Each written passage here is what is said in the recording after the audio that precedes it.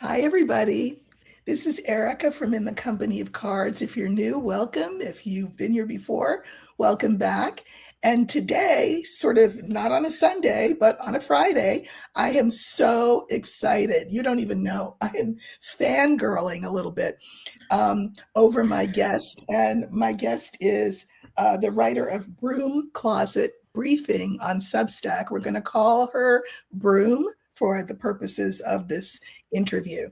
If you are not following her on Substack, what are you doing? What are you waiting for? You need to go there. If you like my work and you want to see how tarot functions in this political space in a way that is, I'm going to say, Broom, I find your work searing, direct, and beautiful. Thank you so much. I had mentioned that I thought you were this amazing writer, and you said, "Oh, it's probably from learning English as a second language." I don't know. Okay, but I don't think so. I think you are a born poet, and I'm as interested in the process as I am the things that you say. So, waiting for people to join. I know we have one person here who is in the UK. Oh, wait, it says show. Let's just see. Oh, no, show. Okay. Hi there. There's a couple of you here. It's an odd time of day. We are both Pacific time. And so, of course, Eastern time is what, dinner time now? But people will see this in replay. So I'm not worried about that at all. Hi, everybody. Okay, people are popping on, and that's great. So, Broom, how long have you been doing this work? Because I think I found you relatively recently, but every time you post, I'm like, oh, I'm so excited. Well, I have been like reading tarot for all. I'm 37 years old. I would be 38 years old in May. So I would say I picked up my first tarot deck when I was 16 years old. It's a very cliche story. I'm, as you can see from my accent and how I look, I was born and brought up in India, and tarot was not a thing in India that I knew about. But my dad, he was an astrologer. Like, he was a very good astrologer, and I come from like a religious family who believes in astrology, believes in foresight and future seeing and all of those things, myth and like mythology and all of. So I grew up with those stories and a lot of like background stories. So picking tarot was like, oh, I'm going to learn some stories or whatever. But then there were no resources to learn, honestly. Like, it was just like a self starter. Like, I had to like really push myself to kind of see what I can learn about it. Only after coming to US, from when I came for my PhD degree in US in back in 2011. So that's when I had a whole bunch of a plethora of access to resources where I just self-trained myself. And one thing that was really like kind of throwing me off with a lot of like the resources that were there, everything was love and light. Yeah. Everything is, I was like, nope, there is no such thing as the just love and light, because light really doesn't exist without the darkness, right? So that always made me like, I am missing something, like I have to find. So then I also found Lenormand as another tool, and I actually was a part of many Lenormand groups in Facebook that was popping up. That's where I learned Lenormand. I'm like, oh my god, it's like another tool that I can layer with tarot. And when tarot tells you like what's gonna happen, and Lenormand tell you exactly what's gonna happen. So it's like, that's when I have learned like several different forms of divination. So I'm like very interested in learning different tools, and I have like learned tea leaf reading, kipper card readings, then Lenormand readings, and tarot. Like anything, any divination under the sun, you will find stuff in my home that I do.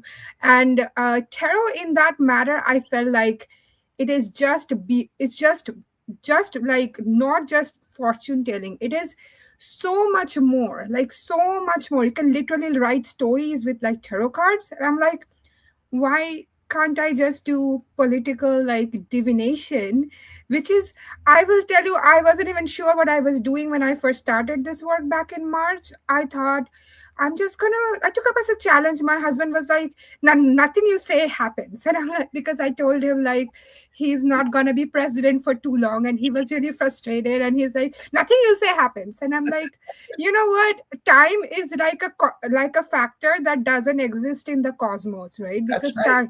Because time is a man-made, made-up concept. So if That's we are right. trying to like quantify anything with the container of time, it is very hard to like say it is going to happen.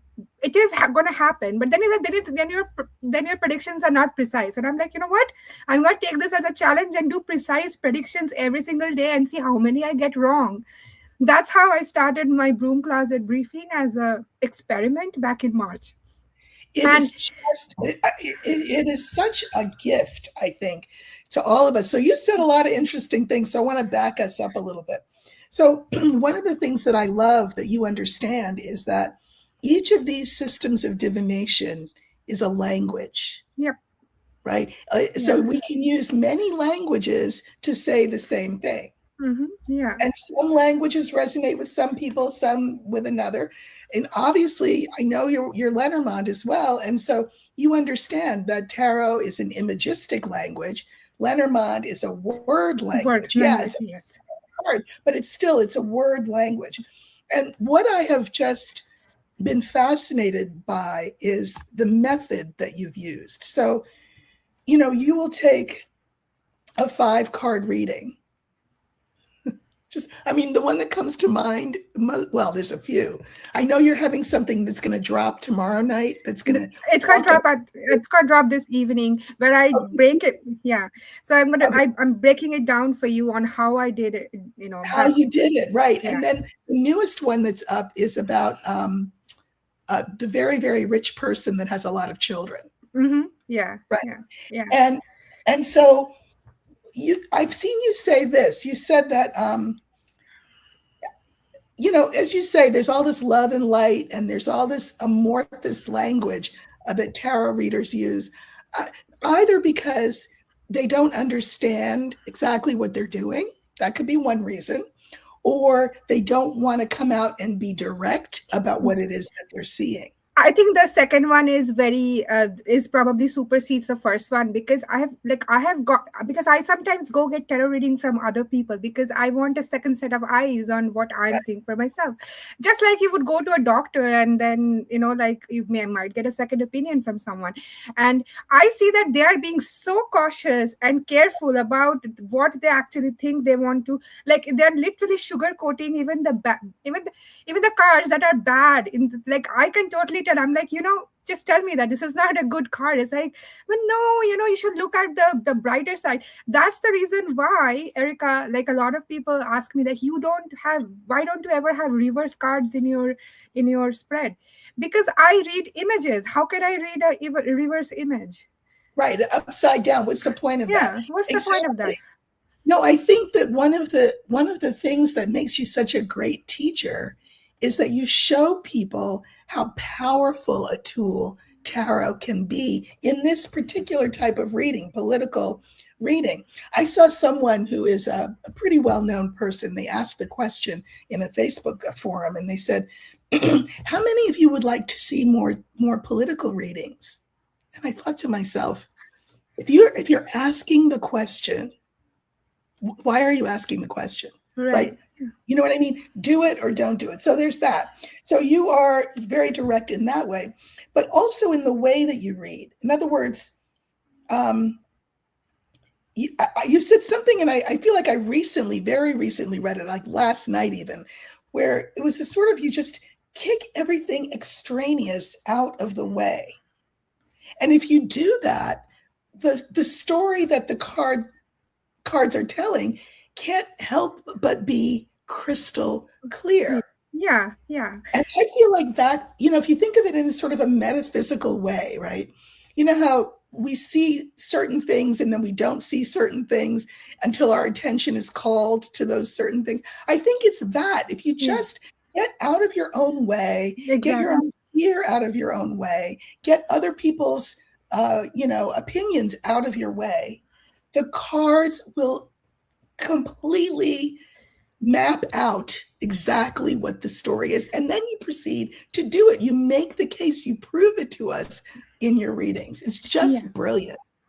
And even sometimes it's so on your face, like when I pulled, I think one of the recent ones that I can remember, like I woke up in the morning and somebody sent it to me, oh my god, you are a soothsayer. Like that's why I keep saying it, make fun of it, like, oh my god, I'm a soothsayer. It's like when I think the weekly readings that I posted, and I used this very brilliant lady's work, Lisa Hunt, her tarot deck, where each of the each of the cards, like I was crying the day she said she's taking it out of print, and I haven't gotten that deck of cards, and it was so expensive. That was one of the day I felt devastated because I was a graduate student, didn't have much money, so I cannot buy a $350 deck, and I'm like, how will I ever get it? And then US Games has decided to publish a mass market version, not the best quality, but still something that I can use. So her deck has each of the cards based on a fairy tale, like fairy tales around the world. Yeah. So I think the first card was the Golden Goose. And I interpreted it as like he is just literally cutting the goose at this time. And then the Bulwark's headline was, he is cutting the golden goose. And they were like, oh my God, how did you know? But you know what? You'll say, I've seen you say, or read you that you've said, intuition is not part of it. Yes, it is. Yes, it is. And I'm going to make the case for why. I think people don't understand always what intuition is. You're paying attention. That's all it is. You're paying attention. You understand that everything is a sign. Everything is a symbol. I think what I want to say about intuition is not really like a gift. I think everybody has that. Some of us just have like the practice of honing it, and the other people they just ignore it. Like I think anybody can become a reader like me. That's why I have my Patreon. Is like I tell you what to look for on. And when I was like one of those readers who would be, I want to just go with a Rider-Waite-Smith kind of deck, which is like, very straightforward. I don't have to do much work.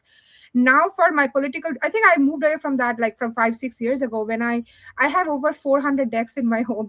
So I'm a deck hoarder. My husband keeps buying me new decks. Like he invests in a lot of Kickstarter projects that they are like indie artist decks. So he invests in those and then he buys the copy when they're ready. So I have a lot of decks that are very unique. And then for political readings, I'm looking for decks that has lots of layers to peel. Yes. So then because politics is a lot of layer to peel. So I need a deck that matches that harmony, right? So that's why I use some of the decks pretty repeatedly. If you see especially I think the Unveiled Tarot, the one that actually has a lot of political themes in it, so it's very accurate. That's why people and the after tarot, I think, and the after tarot, after tarot as well. Yeah. Well, I feel like you listen. You listen for what you're being told. I mean, I think that we're both saying the same thing about intuition, which is the fact that everybody has it. It's just a question of honing it. I heard you mention in the beginning that when you first started to read, there weren't many resources. And that was definitely the case for me with Lenormand. And I think in some ways, that was an advantage to us. I think so. Yeah, I think so. I learned to read tarot with the minors that didn't have any pictures in them. So I was literally using my intuition, like going blind with that completely. And so in my girls' hostel, when I was an engineering student back in India, I would have like all my friends like hoarding in my room, like reading for them there, because we were like 18, 19 years old girls at that time.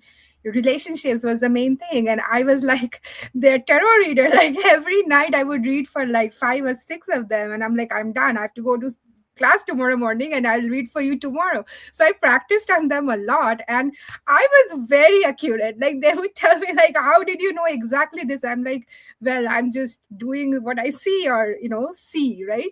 So See, that, so I think I've never read, I would confess I've never read professionally, because this was a hobby that I really consider sacred, and I just never wanted to earn money with it. Like it's, I mean, so this all, is an interesting thing, I think, for people to hear from someone who is as good as you are.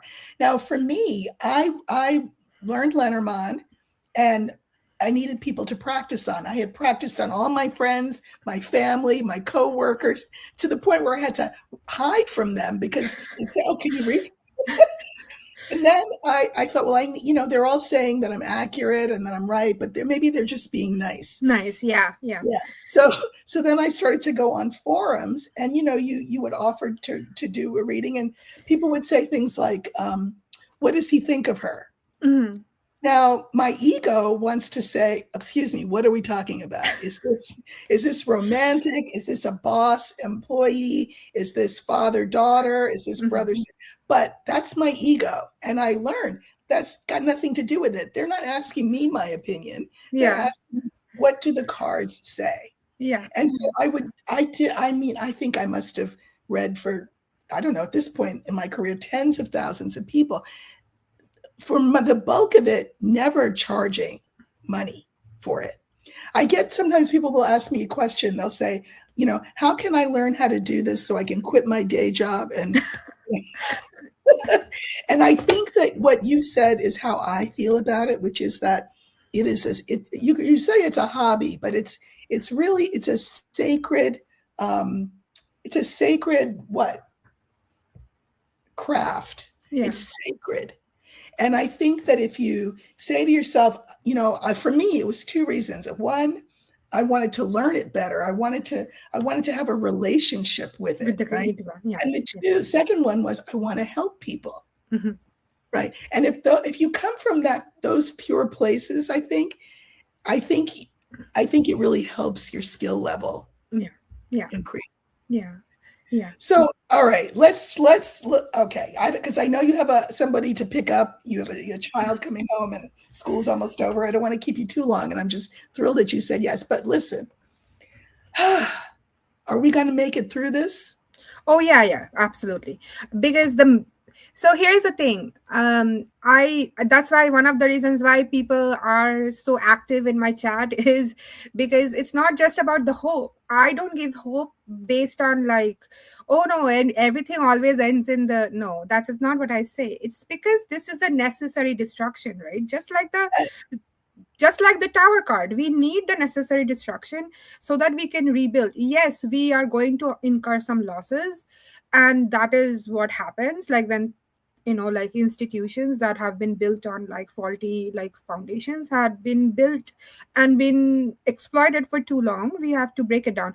But the thing is that it's not uh, again, going back to the pattern of United States has always shown the world or ushered the world on what's coming. And it will no when people say that okay, it's not going to be the world leader, I kind of differ my opinion in that. Leadership doesn't always mean that it is going to like funnel money into the rest of the world. I feel like leadership is about ushering what is possible and how to get over it. Once we get out of this mess, which we will, because otherwise we won't see these people like literally tumbling down the hill like this hard, right? I'm actually surprised how quickly this happened. It's so fast. Yes. I initially thought it will take like another year or so. Mhm. But excuse me.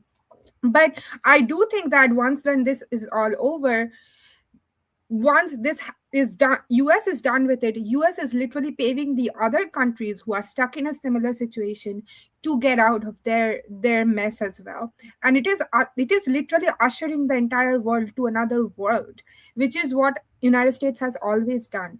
So it's a 250-year reset, but the reset for a nicer and a more kinder world. I think that is where we are going. I hope so. I love that idea. I agree with you that this is the great dismantling, the great sort of coming apart. And Yeah, the orange one, his soul's mission, I think, was yeah, to come and break everything break apart. everything. Yeah, That doesn't mean that I'm grateful to him, like him, want to, but that was his role. yeah, That was his yeah, role. Now, I will say that, I love what you say about America, the country, but I will also say that certainly relative to India, to Europe, to many other parts of the world, we are such a young country. yeah, And we are in many ways an immature country. yeah, And we want things quick, fast, and in a hurry. And we are very good at papering things over. So one of the things that I have most taken comfort from is something that I think a lot of people don't understand. Why would you take comfort from that? Which is, as a Black American, I've always seen being a Black American as a fun house experience, like a house of mirrors. Like everything is distorted. Am I the only one that sees that? right, right. Every disenfranchised person also sees it, Yeah, but we also had to pretend that we didn't see it. And so one of the things that's happened, this great dismantling, is that these funhouse mirrors have shattered and we have to see each other face to face. And I always say that the jury is still out as yeah, to what we decide to do about that, right? yeah, yeah, Because we talk about becoming a more perfect union. There yeah. are a lot of people who will say things like, "This is not the America that I know." And I'm like, "What?" Or they'll say, "We need to go back to the way things were." And I'm like, "What? I'm like, What?" I know. This is very funny that when people are comparing constantly, like I heard that all like last year and the year before. Oh, it will be 1930s Germany. I'm like, do you even know that 1930s Germany was inspired by the United States? Oh, Like, exactly, in exactly. in fact, there were so many people who escaped the 1930s Germany to United States. You know what US did? They shipped them back. Turn them back. That's Yeah. right. That's So, right. so I'm like, in terms of cruelty, US is literally like, repeating its own pattern. It's not like it's not copying from Germany or anything. Germany No, copied US. as did South Africa when they came up Yeah, with the yeah, apartheid yeah, solution. So, but again, there is this myth that Americans choose to buy because it's so nice yeah, that we are the land of the free, the home of the brave, et cetera, et cetera. But you're right also that we're really a proving ground yeah, for the rest of the world. And yeah, we have this great wound that we have never addressed. We have Abraham Lincoln trying to figure out, well, what was he going to do with the South after the war? And yeah, his decision was, quote, let them up easy. That was a problem. Instead of saying, South, you shouldn't have done that, yeah, yeah, like a Nuremberg trial kind of yeah, thing. yeah, Instead of that, they have been allowed to believe that I don't know, they won the war. I mean, yeah. they still in the South talk about it as the war of aggression, the Northern War of Aggression. What? Or so there's that we're having to deal with, and then there's the whole male female thing that we're having to look at with the situation. Yeah. That I mean, to me, that is the ultimate in fun house experience. I lived in New York in the 70s and part of the 80s. We all knew who this Jacket. This orange one, guy was, yeah, and I didn't orange know one. that one, but the orange one. Yeah. And we knew that how he was with women, but it was a different era. And that's what he would argue. Like, I why mean, is it such a big deal? It's a different era. here's something that I would tell you, which is very funny, with that in India, everybody knew that he was a cold country asset. Like I grew up knowing that. Mm. And when I came here, and then he was running for the the seat, like the first time, I was like, how is he even allowed to run? Like there had always been Because I would say India and the countries, they are strategically Cold aligned. country. I Yeah, think you all know yeah, what the cold country is. yeah. Think of They, Dr. Zhivago. I'm yeah, just saying. yeah. The country that rhymes with Asia. So that's so during the when it was the Soviet Union, it got very close with India during that time in the 1970s. So they have a lot of strategic alliance, and we grew up had a lot of exposure to American TV, British TV, and Russian TV. Mhm, mhm, So we watched that growing up, and we always knew that a lot of businessmen class here in US works for them, and he mhm, was one of them, which mhm. was so funny when I came here and he was running, and I'm like, how is this impossible? Isn't US and Russia they are not aligned? So I was like, this is isn't he how could they let somebody run who is probably compromised by him? I never figured out until I figured it out, like that Well, you this is figured it a out. this is a lot, like it goes a lot more than just okay, he's because at this point I think nobody should have any doubt that this administration is compromised by Russia, right? Because every person in there is probably have funneled money in some way or the other through that country. So I mean, at least in GOP we think. So I think this is like, I also say what it is called, when Pluto was in Capricorn, like up until like last like a few months ago. Now it is in Aquarius. Like it's Yep. all the grotesqueness, like anything you name, anything under the sun. I didn't think that cannibalism will be a part of that, but that is also a part of that, looks like. And Yes. every single thing is there, and it's out in the open. Like The there's worst no. thing that you can imagine is that, well, I'll tell you something. I was just watching the news before we came on, and they're talking about how I call him the felon, but Mhm. anyway, how he had posted the picture of the Obamas as, Yeah, yeah. first of all, how old and tired and boring and stupid. But anyway, but I saw there were news channels that I expected better of, who spent a whole 20-minute segment on that. When meanwhile, you just use that C word. That should be front and center of everybody's everything. Cannibalism of children. And we're going to talk about a monkey meme.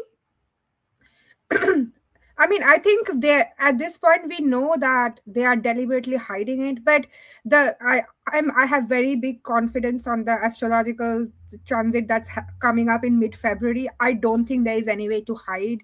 Well, things good. are things are gonna just absolutely fall apart. I think they're just like, oh, pretend, like they're just keeping their eyes closed, pretending nobody can see them, but that's not how it works, Like a right? child does. You Yeah, can't see yeah, me. Right, yeah, exactly. yeah, Well, as much as we say, we laugh and we say, we wish that certain people could meet their maker. I'm happy that they've not met their maker yet. I yeah, want yeah, them to see the results of their efforts, we'll just yeah, say. yeah, yeah, exactly. And it's like, I would say that, like, if they hurt so many children, and children are like so pure, right? And you hurt that pure thing, and even now they keep hurting children. Like Yeah, these policies, the worst kind, are affecting the children more often than the adults. Like right. the food SNAP benefits, the food, like the free lunches in school and all of those things, and these raids that are like affecting the children. You are hurting them. Those curses are going to, like, I grew up a Hindu Brahmin, so I do believe a little bit of my religion that preached, like that little bit that is remaining with me is like, I do believe there is a lot of power in curses, like that manifests so badly for some people, Mhm. and children are so pure that they cannot, if they are so upset and unhappy, that energy is very destructive. I feel like it's gonna. Well, sure, because that's what they then grow up with. Yeah, And then you have a society that's dysfunctional. Well, I like to think that there is some sort of justice somewhere for these people. But I think right now, you're right. We are in the great uncovering, the great Yeah. dismantling of all of it. And I think that our job then is to just keep our eyes open. Yeah, and Pay of course, attention. and not like say like giving to the stuff like, oh, the voting doesn't matter, they are going to rig it anyways. I try to completely like like show people the logical side of it, because it's not possible. If he really could rig the election, like the way people are saying, oh, he's going to cancel elections. First of all, there is no constitutional method of canceling anything. He can't cancel any elections. Right, Like what he can do, he can intimidate voters, he can do the right, Jim right. Crow thing, like that. Mhm. That's those are his toolbox. But then again, I look at his chart and I'm like, he has to make it to the midterm to even do all of these things. Okay, so you and I are, and a lot of our colleagues who do this work are in agreement that by November, everybody's bottles of champagne will have been drunk. I That think they've so. got. I think before that, I don't think he makes Yeah, it to his. before that, definitely Yeah, before that. So if yeah. you didn't buy your champagne yet, buy it, put it on ice, because you don't want to have to drink it warm. So get it in the refrigerator. I think that that's true. Now let me ask you this: what do you think about the second in command, the one that wears Oh, eyeliner? eyeliner guy. Yeah. So I have whenever I try to tune into his energy, I don't see anything that people talk about that he's so scary, right? I just don't get that. First of all, I think I posted that a few weeks ago that JD Vance is a fictional character. It doesn't exist, right? Right, he's an Yeah, avatar. Yeah. yeah. He cultivated this about himself, changed his name 3 or 4 times. Like he doesn't even know who he is at this point, Mhm. right? That's why in nothing he says lands. Like I Right, feel like at least I would say the orange one, whatever he says, his hatred lands with his his base, because his hatred is probably very authentic for mhm, that matter. But this right, guy, I don't even know he hates people. I mean, right. I don't think his hatred is even authentic. He's just putting up a show. So I think when he goes, whatever, when he ascends to the seat, he's probably gonna completely clean house. Like he's gonna get rid of Right. every single of these people that is currently in the cabinet, and he's going to have like a clean slate, and it's going to be a very generic boring Republican presidency. That is how I perceive his presidency. And then I don't think it lasts very long, and I don't know why. I have to look into it when we get there, because I see his term being very very short, like. I agree with you. I now listen, I heard a theory, and I don't know if it's true. I would love for it to be true. So months ago, when everyone was still holding the flame for Harris, and I was like, yeah, no, no. Well, now there's a theory. She has retooled her social media, um, and will be lifting up Gen Z people to go into politics, and that's great. Well, I read on this, I think last night, because I had been one of the ones saying, no, I don't, give up the hope that she's going to snatch it from him. But what about this idea that she's retooling this social media, because then that gives her a platform, that gives her a constituent base, really, of these young Yeah, people whom she's, you know, um, shepherding through. yeah. And if what if we win the House? Oh, I heard that she was going to maybe run for Congress. So she runs for Congress, right? Then the Congress gives her The the, gavel. the gavel. Hmm. Then they impeach the top two, the felon and the eyeliner guy. Well, who's the number 3 person? She The is. What do you think about that? then we also need to impeach his vice president. Like I Yes, don't yes, think. Yeah, I mean, and I don't think. I mean, I see this as a potential path, but I never saw this happening. Like, but I would okay. say that. but because I had sometimes I get these remote viewing flashes which are Mm, sometimes very like the same, like it's like a deja vu moment. I cannot do it voluntarily. Sometimes I'm just like sitting on my chair closing my eyes and I get like a flash. I'm like, what was that? So yeah, one time I saw her sitting behind the Resolute desk and signing something with her left hand, and I'm like, is she a left-hander? Like, does she write with her left hand? And I googled and found out, yes, she is. And I'm like, okay, what was that? And then somebody was asking me in Substack, like, can you go and see what weather, anything else you can see? I'm like, I can't go. I don't know how to do that. Like, I just saw that and now I cannot ooh, voluntarily go. girl, So I'm ooh, like, so I'm like, so is she going to be president at some point, or at least in charge of the Oval Office? Like, how does that happen? That was back in November or October, I think, last year. And then people started saying that, oh, maybe she will run for governor of California. I'm like, I don't get that. I'm not getting that she's going to run for governor. right. And then That's a backwards move. She doesn't right, ever move backwards. She always right. moves. Right, and then I saw her. She was going for the South Carolina, like the caucus, like where she's gonna be like campaigning for the candidates over there. I'm like, okay, that makes sense, because if the presidency has to happen, the primary, it will go through South Carolina, because whoever wins that is gonna win the primary. So that is what she's planning. She's going to run for 2028. That's what I think. And Okay. if anything I've learned, so I did you watch The Simpsons as Yes, right? yes, So in Simpsons they did say that the one after this horrible orange presidency is a woman, actually, right?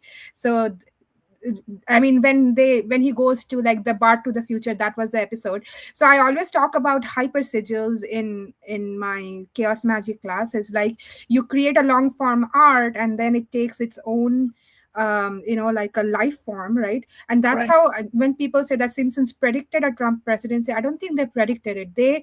They embedded that in the like the people's psyche in a way that we manifested it in our life in that way. So, and because they did it, what, 25 years ago, it was a long time ago. It's Right. a long, like they are not time travel unless there is a time travel that exists that we don't know about. I don't think so, because then they've also, because in that episode I remembered there was a India Pakistan conflict going on. So recently there is a India Pakistan conflict is back, right? So That's right. I'm thinking that the timeline also makes sense, that, and this is so like spooky, right? It's like, how did they know? Like, this doesn't make sense. It's because the hyper sigil is literally becoming a life form of its own. And it's Grant Morrison also did that with his work of Invisibles, where he wrote the comics and the same thing was happening in his life, like whatever he wrote was manifesting in his life. So it's like a long form art form where you pour your heart and soul and it just kind of takes its life Well, form. and that dovetails with what you say about time Hmm. as this artificial construct, because in order for what you're saying to be true, time has to be not a thing, Yeah, not, it's not or at the very least bendable, bendable. Yes, yes, bendable, yes. bendable. And there's another chaos magician I follow. He says that you can go back and change things, like it's you can rewrite your past as well, that in fact will affect your future.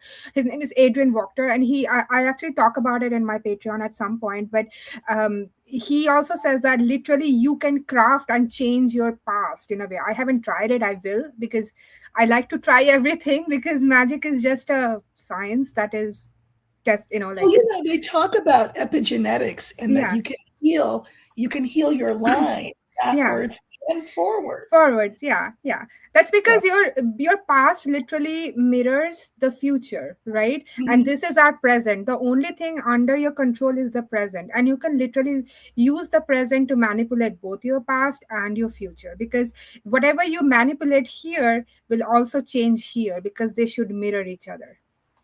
So, I hope that people who watch don't watch me or read you just to sort of, please tell us something that we want to hear, tell us, but that they understand that they are the architects of not just their own lives, but of life itself, that they're the architects of that. Yeah, yeah, yeah. Well, I think you're amazing. I mean, I'm looking at you and I'm like, you could be my daughter, but this goes, age is not a thing because you are wise and lyrical in your language and clear in your thought. And I listen, if you're not following Broom Closet Briefing, I don't know what you're doing because you need to. I mean, Is there I never thought anybody would want to read this, because I'm like, okay, this is not exactly journalism, and this is not exactly like your usual tarot reading. So Yeah, this no, is that's the beauty of it. It's this hybrid thing. And I will say that the poet Shelley said that what a poet does is he shows people the heretofore unapprehended relation between things. And that's what physics does, right? That's what poetry does, and that's what you do. You take these two things which may seem really disparate, and you're showing that not only are they alike, they're the same, because everything is the same. yeah, All yeah. energy. Yeah, yeah. And stories and myths they exist, and they have survived time and all of these for a reason, because For a reason. Mm-hmm. there is a pattern that keeps on repeating. And that's why, I mean, I know there's a lot of like people who go to church and they probably read the Bible, but I would say the book of Revelation actually tells you a pattern that, I don't know, like, I'm not saying it's a prophecy book, but a lot of the things that is happening, it's very much similar according to the book of Revelation. So I consider that as a text which talks about a pattern that keeps repeating on if we follow the same line of things. So this will Mm-hmm. again come back. So Mm-hmm. so any kind of religious text which has like survived the edges is because of it's a pattern recognition, a patterned book. That's why. So So now you know how they say history doesn't repeat, but it rhymes. I mean, is it with an end goal of us saying, "Oh, finally, I finally, understand the pattern." So yeah. now we can move from that to a higher place. Right, right, right. So Yeah, this, I think the same thing. I think history. I mean, when I use my tarot readings for the political like journalism part of it, I use a lot of history inferences, because there is a lot to learn from that. It's like what we are looking at it is like has already happened. In if it say that time is really a man-made concept, it's really a man-made concept, because the same thing has happened. Did we learn anything from there, and let's see if we can actually put it in here and see how it behaves. yeah. So it's the same container. I feel like the container is kind of similar. It's just that when we talk about the civil war, like the astrological inferences are so similar to the civil war, but we don't see people fighting on the street, because this is not going to look like the same civil war that was back in like in the Well, because 1800s. we don't use muskets and Correct. whatever. But you're right, and it's the same thing astrologically with the Revolutionary War. It's the Yeah, yeah. same lesson that we're Same being lesson. Yeah. learned. Yeah, Yeah. it's like it's gonna look very different in the age of AI and information and internet. Like the war is very real. Like we are literally fighting on internet almost every single day. Like I think I posted somebody's rude comment on saying that I really do Yeah. not care about your comment if you're a conservative woman, because then I will ask your husband or your pastor for their opinion. I mean, like, why? Like, this is literally like the fight almost every single day. Like, if you have a neighbor who has a Trump flag in there, you are probably fighting with that neighbor also. Spiritual warfare and all of those things are already there, and they're pretty much alive. Like, when people are saying that, oh, World War III won't happen, I'm like, we are pretty much in the thick of it. I mean, it's not That's like right. We're in like the thick. yeah, 50 years from now, this time would be enlisted as World War III, because there are literally many wars going on in the different part of the world at the same time. And when World War One happened, it was not called World War One at that time. It was called that many years later. So I think this time frame would definitely be regarded as the Great War at some point in the future. That's what I think. No, I think you're 100% right. I think you're absolutely right. Is there anything that you want to leave us with that we haven't talked about? I'm sure so much, and I hope to have you back again. Yeah, I would love to be back, Erica. Thank you so much for having me here. I would love to tell all your readers that the diet of the information that you are getting on the internet is very crucial. It has never been more important to be very discerning about the kind of information you are getting. Of course, mainstream media is completely dead at this point. We can't believe anything that we see on the news.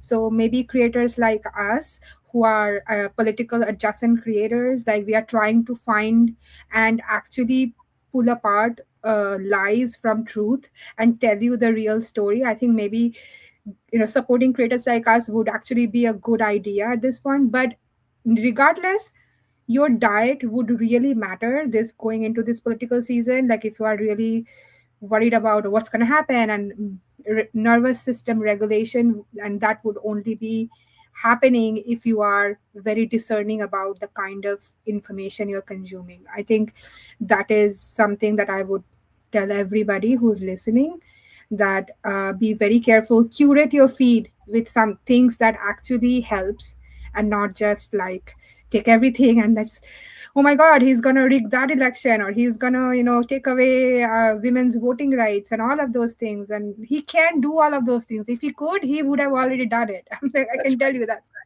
Yeah. right. So yeah, but it's important to be discerning about what you consume, what you let Yes. your eyes consume, what you let your ears consume. And also, don't just consume, but speak up yourselves. That's Yes. the Yeah. other thing, you Yes, know. yes, yes, yes. And be please form community. Community is the main thing at this point. Like that's another reason why I created this space, is like we lift each other up. We might have disagreement in, like we are always talking in the chat. Our chat is very alive in the Broom Closet Briefing. And but we are always like lifting each other's up. If somebody is feeling like, oh my god, it's all so dark, and then we try to show that person the light, that not everything, maybe because we are focusing on one single thing, that makes us feel like, oh my god, like, oh, there is no other hope. No, there is always hope, because there is always something. He's always losing. He's 96% times he's losing. Okay, so that is something we have to keep in our mind. His track record is so good at that he is a complete loser. So that is gonna be the defining, like the ground, the base of it. So do not worry about it, and we will get through it. He will go away. He's almost done with his karma, like his earthly karma, and then he's gonna go away. And once he goes away, the other dominoes around the world will also start falling. Like they're all connected karmically, so one snaps, the other ones will also fall. And I mean, people who are old like me, maybe I'm only here for the breaking down. But you don't say to yourself, I hope, if you're my age or older, well, I mean, if I'm only here for the breaking down, that's not that fun. Why do I even bother? No, you think about who comes after. Think about your children. Think about your grandchildren. We came here for a reason, to be here now Yeah. for this great dismantling. Yeah. So Yeah. how can people read you? I know you're on, of course, Substack. So listen, I tell you all the time, people, go to Substack. If you like great writing, that's where you can go.